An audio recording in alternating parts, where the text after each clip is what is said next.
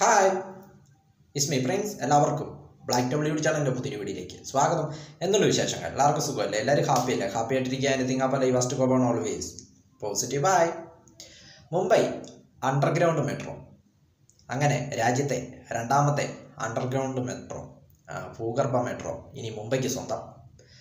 October 5 പ്രധാനമന്ത്രി നരേന്ദ്രമോദി ഇത് ഉദ്ഘാടനം ചെയ്യും. പ്രധാനമന്ത്രിയായിരിക്കും ആദ്യ സവാരി നടത്തുക. ഒക്ടോബർ 6 പൊതുജനങ്ങൾക്കായിട്ട് തുറന്നു കൊടുക്കും. ഒന്നാം ഘട്ടമാണ് ഇപ്പോൾ ഉദ്ഘാടനം ചെയ്യുന്നത്.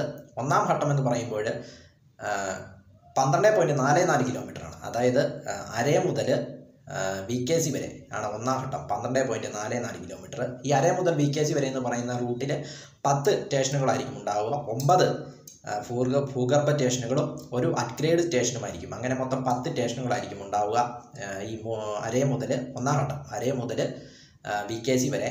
അതിൽ മിനിമം ചാർജ് എന്ന് പറയുന്നത് 10 രൂപയാണ്. അരേ മുതൽ VKC വരെ യാത്ര ചെയ്യുന്നതിന് 50 രൂപയാണ് വരിക. അതായത് ഇതിൻ്റെ ടൈമിംഗ് എന്ന് പറയുന്നത് രാവിലെ വീക്ക് ഡേയ്സിൽ, വർക്കിംഗ് ഡേയ്സിൽ രാവിലെ 6:30 മുതൽ നൈറ്റ് 10:30 വരെയും, ഹോളിഡേയ്സിൽ അതായത് സാറ്റർഡേ സൺഡേയിൽ, വീക്കെൻഡിൽ, സാറ്റർഡേ സൺഡേയിൽ, വാരാന്ത്യ ദിനങ്ങളിൽ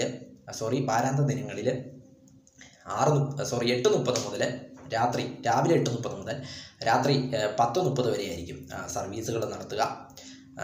ഒരു ദിവസം 96 സർവീസുകളുണ്ടാവും. 96 ട്രെയിനുകളായിരിക്കും ഇതുവഴി പോകുന്നത്.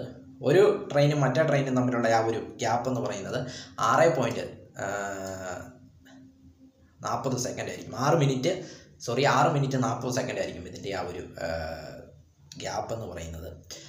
ഇതാണ് മുംബൈ അണ്ടർഗ്രൗണ്ട് മെട്രോയുടെ ഒന്നാം ഘട്ടം എന്ന് പറയുന്നത്. ഒന്നാം ഘട്ടം പ്രധാനമന്ത്രി നരേന്ദ്രമോദി ഒക്ടോബർ 5 ഉദ്ഘാടനം ചെയ്യും.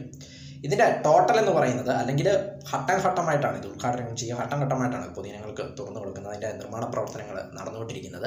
ഒന്നാം ഘട്ടമാണ് ഇപ്പോൾ പൂർത്തിയായിരിക്കുന്നത്. ഇതിൻ്റെ ടോട്ടൽ കിലോമീറ്റർ, അല്ലെങ്കിൽ ഇത്ര ദൂരം എന്ന് പറയുന്നത് 33.5 കിലോമീറ്ററാണ്. അതായത് വടക്ക് അരേ മുതൽ തെക്ക് നേവി നഗർ വരെയാണ് ഇതിൻ്റെ ദൈർഘ്യം എന്ന് പറയുന്നത്. അതായത് 33.5 കിലോമീറ്റർ.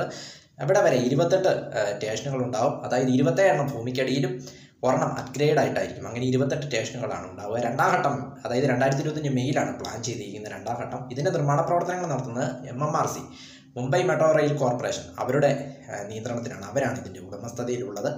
ഏകദേശം 30,000 കോടി രൂപയാണ് ഇതിൻ്റെ ചെലവ്, മൊത്തം പ്രതീക്ഷിക്കുന്ന ചെലവുകൾ എന്ന് പറയുന്നത്. അതായത് മൊത്തം 33.5 കിലോമീറ്റർ ദൂരമുള്ള ആ ഒരു ഭൂഗർഭ മെട്രോ എന്നത്.